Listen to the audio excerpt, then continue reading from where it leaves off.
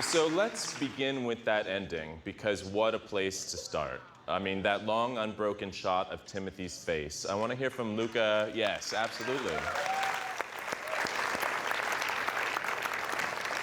It's quite the thing to end with, and to know that you could end with that, you know, sort of in lieu of the epilogue that's in the book. I want to hear from Luca how you had the confidence to do that, and I want to hear from Timothy, what was it like that day that you shot it? I think while we were prepping the movie, we reviewed the script. We prepared the script to be the shooting script. And I remember that the ending, as it was written before, I just took off and I wrote like our phrase, like Elio sits in front of the fire and thinks of his life. Mm-hmm. So that was the phrase.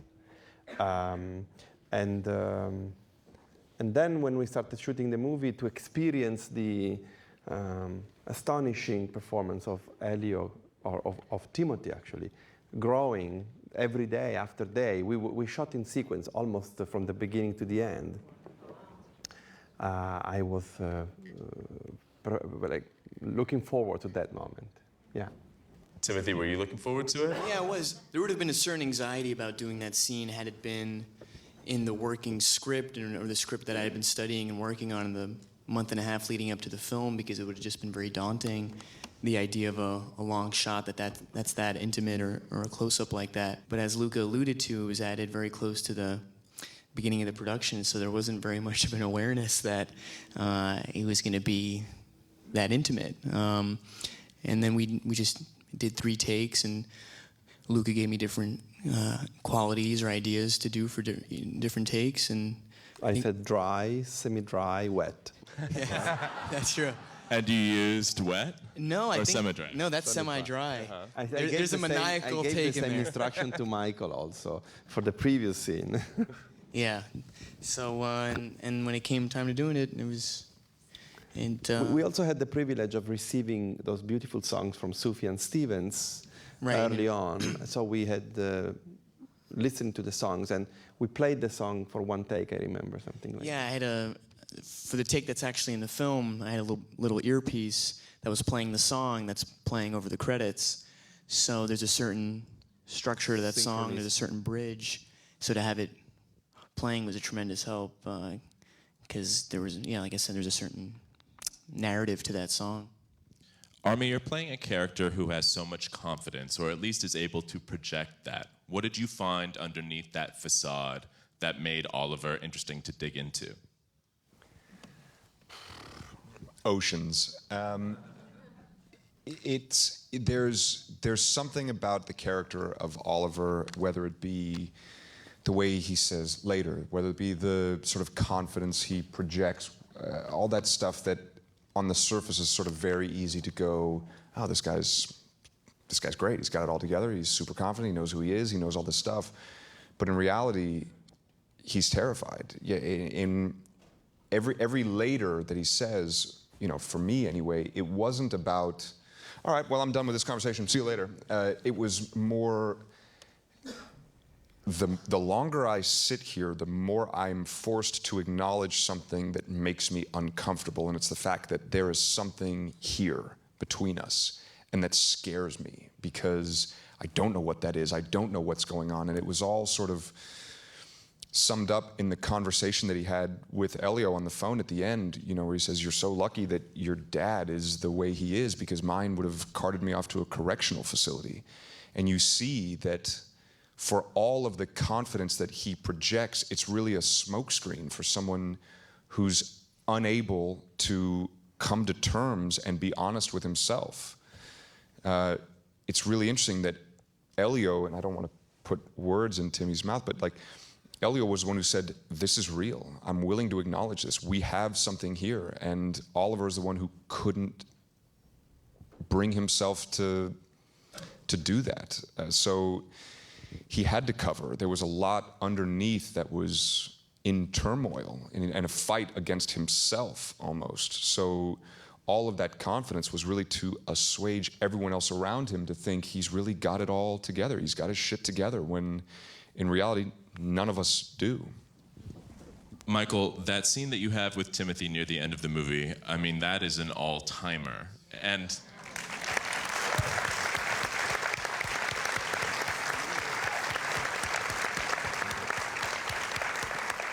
take me through your journey with it. What was it like first when you read it on the page? I had been warned about it by my agent. What was the warning? The warning was there's something really beautiful at the end of this script. Enjoy it, the journey to get there. But it was, taken directly from the novel, which I didn't know. He got to say some really beautiful things, and I jumped at the opportunity to be able to speak them. As was mentioned earlier, we shot somewhat in sequence, so I had at least what seemed like almost 5 to 6 weeks, if not longer, to live with that text and to watch them do their thing. And it grew within me and changed and became just something I would revisit often in my own private time. And on the day when we did it, I was ready to let it go. And that's what happened. It's such an intimate scene that I think, I'm sure the audience agrees, it feels like you're in the room with you. But Timothy, you actually were in the room with Michael. What's it like to act opposite someone giving this monologue?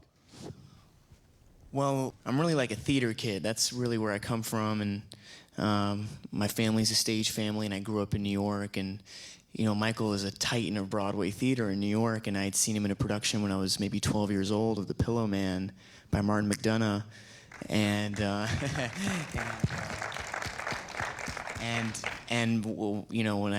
when I heard that Michael was going to be a part of this project, the idea in my head was always steer clear, let the master go to work. And certainly that scene is very much Mr. Perlman's scene by way of alleviating Elio's existential crisis of sorts, but it's very much his scene. So I remember being upstairs in the villa, looking at it before, and just thinking, and I think we started with your coverage first, I think, and thinking, I want to be as little of a problem as possible. Luca, what had you seen in these three actors that made you think of them for these roles? Well, I knew I've been attached to the movie as a producer for long, and during the journey of trying to make this movie happen with different incarnations, different directors, I've been introduced to Timothy by his agent, Brian Swarstrom, and I remember we had a lunch or something. We had a lunch at Trump Tower, weirdly enough. Who picked the location? Let's not name the name. Anyway, I did it. And I immediately realized that Timothy was Elio. Not that because he's like Elio, but because the intelligence of Timothy was perfect for the complexity of the role. So once I became the director, for me it was no-brainer, Timothy. And Armie and I, we met 7 years ago when I was here to promote I Am Love, and I saw you in the social network, and I've been a big fan since then. So for me it's like my passions, like Michael. I'm a big fan. So when you have something to be approached by you for something you have to do, it's fantastic. I just want to say something real quick about our meeting. I went and had a wonderful afternoon with Luca. I went to his place and we sat for hours and talked about literature and art and film and everything. And it was just one of these beautiful, beautiful conversations. And I walked out of it and I was like, I fucking nailed that meeting. And didn't hear anything from him for about 6.5 years. But to my defense, I did only one movie before this that was a bigger splash. I want to talk about one of your favorite scenes, the dance scene, because you were telling me that you actually drew a whole lot from Timothy in order to sort of sack up and have the nonchalance you needed for that scene. Talk about that. That was the worst scene I've ever filmed in my life. I don't know if anybody here has ever done a dance scene in a film, but there's no music. You get a click track.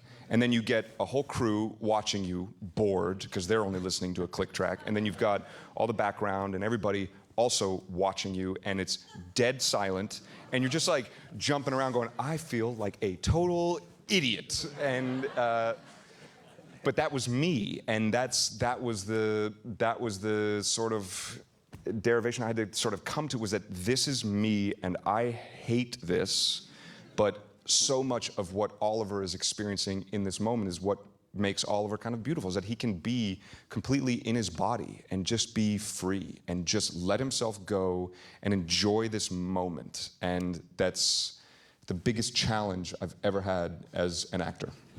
I want you guys to maybe talk about what sort of environment Luca fosters on that set where you feel safe enough to give performances that are this exposed.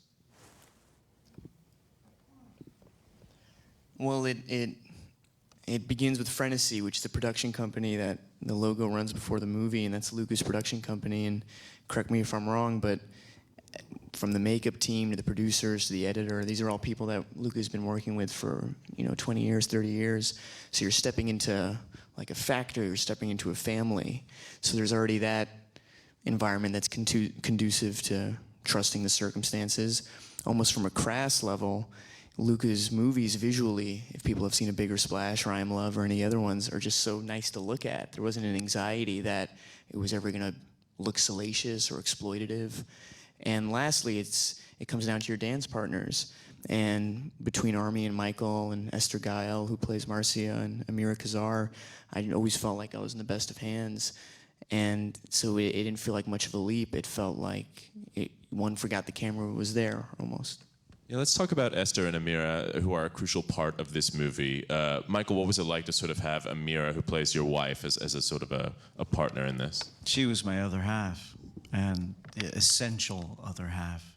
I mean, you really got a sense between the two of us where this guy came from, you know?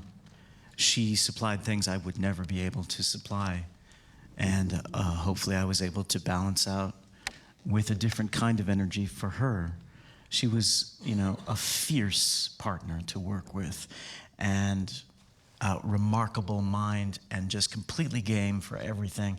Had a great sense of humor. We laughed a lot.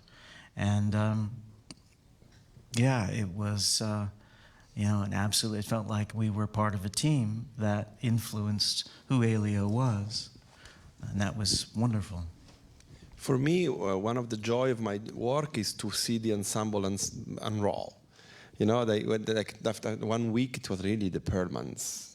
I was thinking about them, about the Perlmans. It was fantastic. And the interaction of these very different actors together from America, France, Iran. It was Crema. It was extraordinary for me. That was really beautiful. We had also people that were not actors showing up and playing roles. Before I open it up to questions, one last one of you guys, of Timothy and Armie. Armie, you recently read the audiobook for this, which is in the first person. It's from Elio's point of view. So I'm curious, Timothy, have you listened to it? Was it interesting to hear your character from Armie's point of view? Wow. There was something where they put out a preview online. So there was a clip, and I think they put out the last page of the book online, and it was amazing. We haven't talked about this, but Armie was infusing also Elio's lines with such emotion, and all the feedback. I was reading the stuff. I guess you never should read the stuff, but I was reading it, and people were moved just by the audio and the way Armie was playing it in the audio. So. I don't know what the experience was like, because it is a fiercely first-person narrative that rarely takes Oliver's point of view, if ever. It was. It was really interesting for me because I spent the entire shooting experience in the sort of headspace of Oliver, and like you said, the book is written from such a first-person perspective. I mean, it's really the interlocution of Elio. It's his thoughts, it's his emotional reactions to everything. And it's interesting, as an actor, the source material that we had of Andre's book is incredible. Anybody who hasn't read the book, you should go read it. It's truly an amazing piece of literature. But it's from the really most private and innermost perspective of one person that I've ever seen a book be written, to the point where I couldn't trust it to base anything on my character off of. Because if Oliver came downstairs in the morning and said hello to Elio, then he's the greatest. He's the nicest, like, oh, what a wonderful person. And if he came downstairs and just walked out the door without saying hello to anybody, then he was an asshole. Like I hate him. Like I never want to see him again, because it's this tumult of a man discovering his emotional life. So to go and read the book and put myself in the shoes that Timmy had assumed was a really interesting perspective, and I can't really imagine getting that chance ever again to live on one side of the coin and then go and live on the other in such a drastic way. It was really amazing for me, but more than that, every page that I read took me right back to Crema and took me right back to memories that I'd forgotten or, put away. And it was, every time I walked out, I called these guys and I was like, I miss you guys so much. All right, well, let's hear from all of you.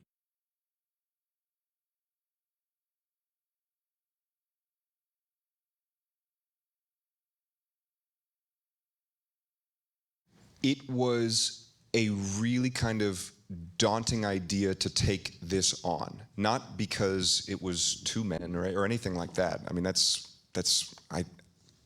would like to think that I'm beyond having to worry about that or anything like that. It was daunting for me as an actor to take this on because there's nothing to hide behind. There was no special effects, there was no big set pieces. This movie, as I saw it, kind of lived and died on the emotional connection between these two people. And to put yourself into that position as an actor where you have to come to terms with the fact that you have to make yourself completely emotionally vulnerable and honest in front of a camera, in front of a crew, in front of all this. I didn't think that I had the chops to kind of pull this off. Like, I don't know if I can have this kind of honest relationship with anybody on film. It's really kind of a scary idea to make yourself that emotionally vulnerable in any way. Fortunately, we had Luca to kind of guide us through this whole thing, and it was such a beautiful experience to capture the humanity of, no one paid for being gay in this movie. There was no antagonist. There was no one got sick. No one got beat up by rednecks. No one, nothing like that. It was just two people falling in love in a really honest way and organic way. And that's scary as an actor, because if it doesn't work, it really just doesn't work. And that was the big kind of fear for me. And it was just such a beautiful experience to get to play the humanity and the beauty of two people just falling in love. And that was the thing that initially really drew me to the project, but also terrified me about it.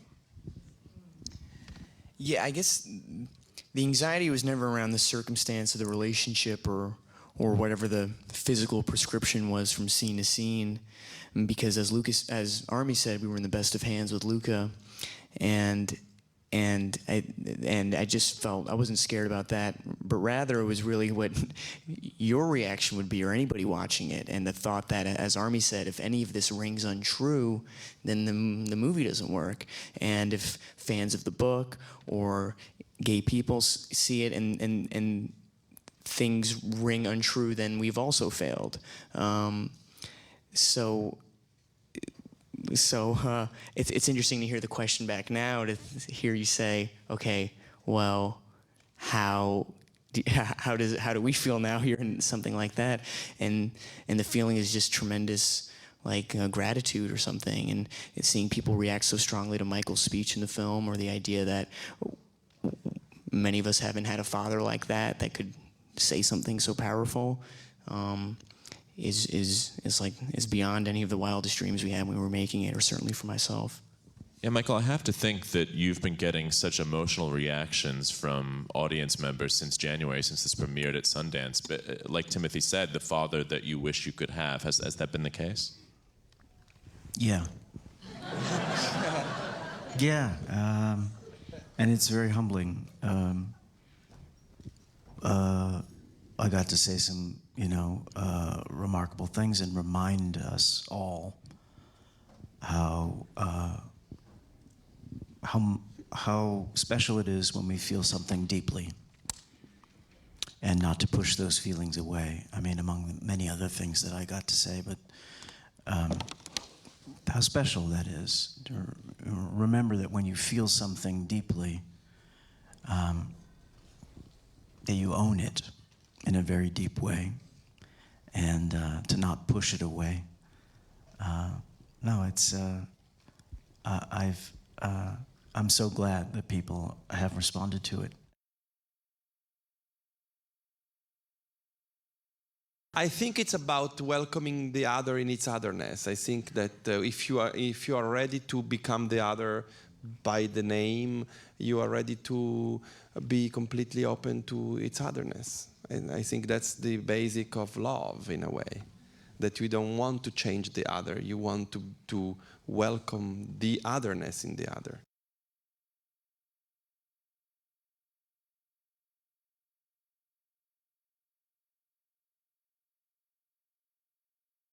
And I know, Armie, you have thoughts about sort of who's brave in the scene and the movie. I do. That it's. Do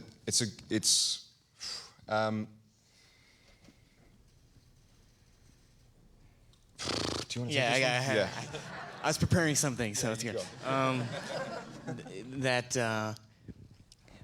If there is a power switch, it's just that I think it's the universally relatable human experience that we've all shared, where there's that tremendous anxiety about wanting to reveal your sense of self to someone or the feelings you're feeling towards someone. And that switch is literally from, am I feeling this way? Do I think I'm feeling this way? Do I think I should say something about it? To, no, I have to say this. I have to say this.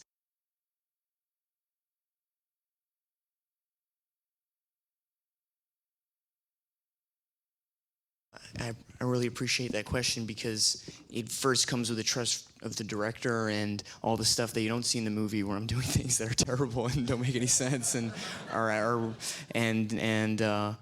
but what has always turned me on as an audience member when I see coming of age films, or in particular sexual coming of age films, are moments of spontaneity and things where as an audience member you think, okay, there's no way they could have planned that.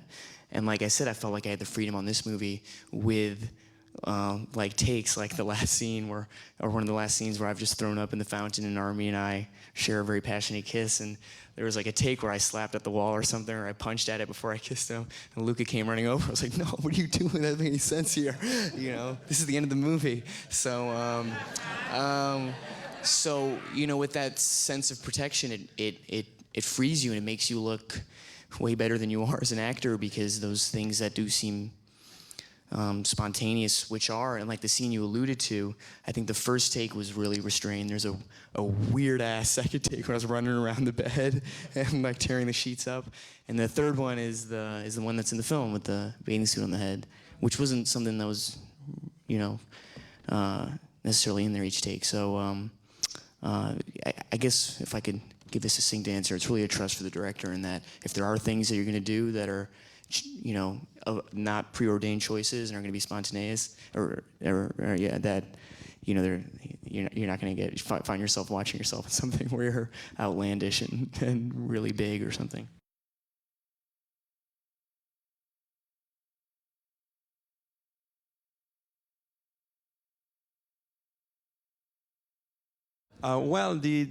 Definitely the Wong Kar-wai is an unconscious homage. I didn't thought about it, but I know the movie very well. No, I think I like that waterfall. It's very special, and to go there, we had to hike for like an hour and a half, and there was a little stream of people. Every one of us was carrying a piece of the equipment to get there. It was not very handy to shoot there.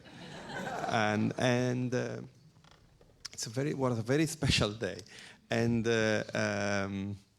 I thought the power of the water and them disappearing into the mist was already strong, than to let them kiss. That waterfall was also huge. If we would have stood underneath that, it would have crushed us. We would have died. Well, let's give it up for these amazing people. Thank you guys very much.